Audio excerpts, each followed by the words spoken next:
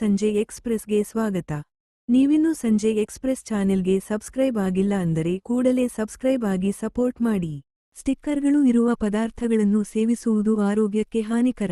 Apple, orange ಮತ್ತು ಇನ್ನಿತರೆ ಹಣ್ಣು ಮತ್ತು ತರಕಾರಿಗಳ ಗುಣಮಟ್ಟವನ್ನು ಕಾಪಾಡಿಕೊಳ್ಳಲು ಮತ್ತು ಅವು ದೀರ್ಘಕಾಲ ಫ್ರೆಶ್ ಆಗಿ ಇರಲು ಮೇಣ ಮತ್ತು ಸ್ಟಿಕ್ಕರ್ಗಳನ್ನು ಬಳಸುವುದು ಸಾಮಾನ್ಯ, ಆದರೆ ಅವು ಆರೋಗ್ಯಕ್ಕೆ ಮಾರಕ ಎನ್ನಲಾಗಿದೆ.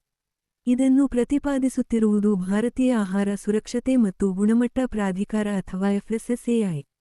ಭಾರತ ಸರ್ಕಾರದ ಆರೋಗ್ಯ ಮತ್ತು ಕುಟುಂಬ ಕಲ್ಯಾಣ ಸಚಿವಾಲಯದ ಈ ಸ್ಟಿಕ್ಕರ್ಗಳಿಂದ ಉಳಿದಿರುವ ಅಂಟಿಕೊಳ್ಳುವ ಅವಶೇಷಗಳು ಸೇವನೆಗೆ ಯೋಗ್ಯವಲ್ಲ ಮತ್ತು ಆರೋಗ್ಯಕ್ಕೆ ಅಪಾಯವನ್ನುಂಟು ಮಾಡುತ್ತವೆ ಎಂದು ಒತ್ತಿ ಹೇಳಿದೆ.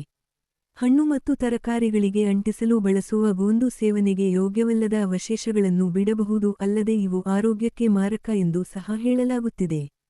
ಆದ್ದರಿಂದ ನಾವು ಸೇವಿಸುವ ಆಹಾರ ಸುರಕ್ಷತೆ ಮತ್ತು ನೈರ್ಮಲ್ಯದಿಂದ ಅತ್ಯುನ್ನತ ಗುಣಮಟ್ಟವನ್ನು ಖಚಿತಪಡಿಸಿಕೊಳ್ಳಲು ಅವರು ಹಣ್ಣುಗಳು ಮತ್ತು ತರಕಾರಿಗಳನ್ನು ಸ್ಟಿಕ್ಕರ್ಗಳೊಂದಿಗೆ ಸಿಪ್ಪೆ ತೆಗೆಯಲು ಸಹ ಶಿಫಾರಸು ಮಾಡಲಾಗಿದೆ.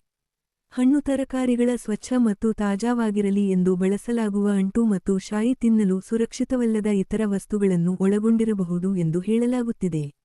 ಆಕಸ್ಮಿಕವಾಗಿ ಸೇವಿಸಿದ್ದೇ ಆದಲ್ಲಿ ಕೆಲವು ಆರೋಗ್ಯ ಸಮಸ್ಯೆ ಉಂಟು ಮಾಡುವ ಆತಂಕವಿದೆ.